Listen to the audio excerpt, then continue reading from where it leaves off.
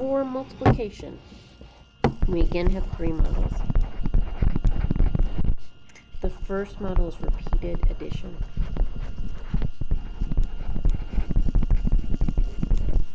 So when I have the problem 3 times 4, I can think of that as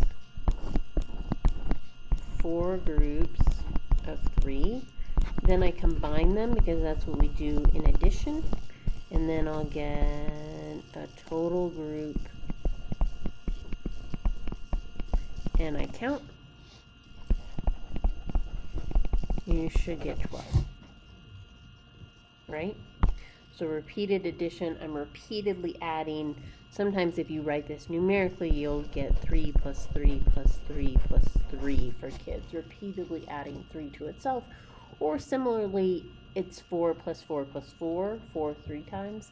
So, and some people, if you remember, at least in my class, we had this conversation. Some people get really intense about which one of those this is, and I don't, because multiplication is commutative, right? The other one is an array model. And really, this is where we do repeated addition in like a rectangular array so that we start to build the sense of this area model. So these to me build. So again, it's repeated addition, but I'll do, let's say, 4 rows of 3 instead of kind of an unorganized just grouping like I did above. And I'm still counting. But you start to build the idea that this is a 3 by 4 array here, and so that this is 12.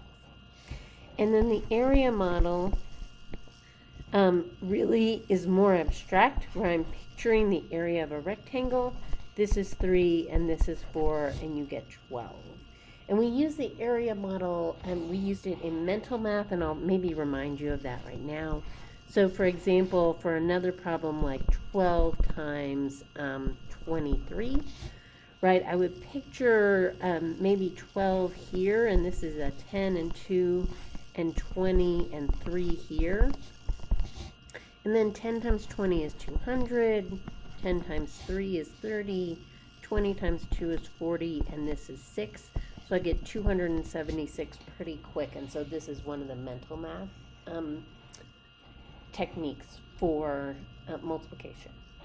When we're working with small balance scale, we mostly are using repeated addition.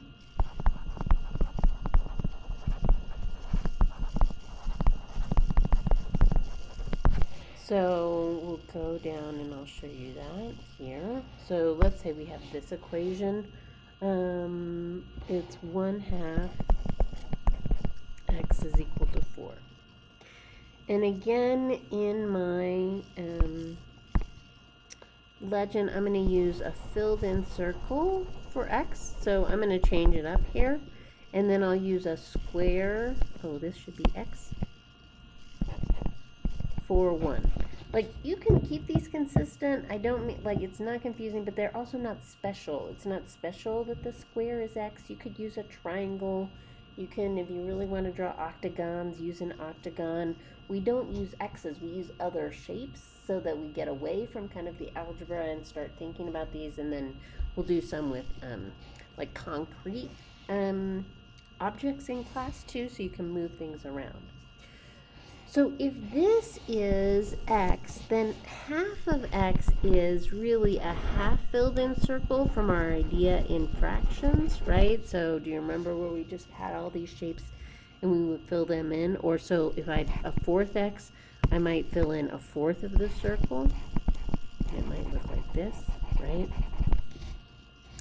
So I have, to just represent this first equation, I have half of a circle, and then I have 4 on the right side. And this is 1/2 x is equal to 4. Now, to solve this, I know that I really want to multiply, so algebraically, I want to multiply both sides of the equation by 2. That still maintains equality. And so to do that, I'll do this with repeated addition. So 2 times this 1/2 x is 2 copies of the same thing. And 2 times 4 over here is 2 copies of 4. So I'm just going to copy it, right, and make double. And now I'm going to combine these things, so these two copies over here really come together and they'll make a single circle, right, filled in. So that's 1x. And this over here is just 8 units.